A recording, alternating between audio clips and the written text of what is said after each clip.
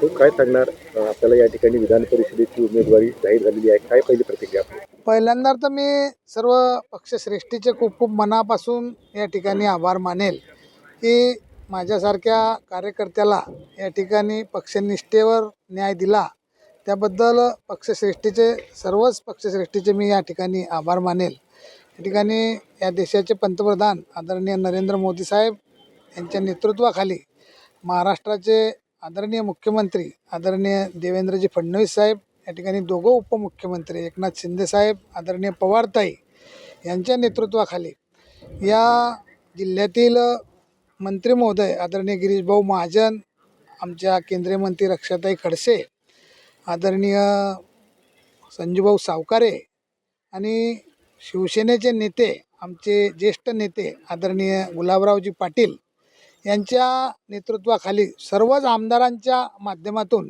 आमदारांच्या सहकार्याने महायुतीचे जे सर्व आमदार असतील सर्व आमदारांच्या सहकार्याने या ठिकाणी आम्ही या निवडणुकीला सामोरं जाणार आहोत।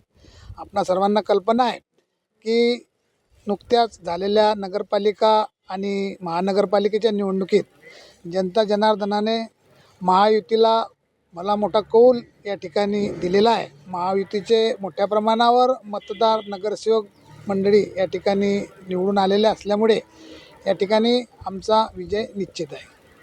मोठी इच्छुकांची संख्या होती, मात्र अशातही आपली वर्दी लागली, त्यामुळे कुठेतरी गेल्या 20 वर्षाची पावती दिली आहे पक्षाने आपल्याला। मी तुम्हाला आधीच सांगितलं की पक्षाने माझ्यासारख्या कार्यकर्त्याचा पक्षनिष्ठेची दखल या ठिकाणी घेतलेली आहे आणि भारतीय जनता पक्ष हा वेगळा कसा, तर असाच हा पक्ष वेगळा आहे की काम करणाऱ्या पक्षाची दखल हा पक्ष, काम करणाऱ्या कार्यकर्त्याची दखल हा पक्ष घेत असतो।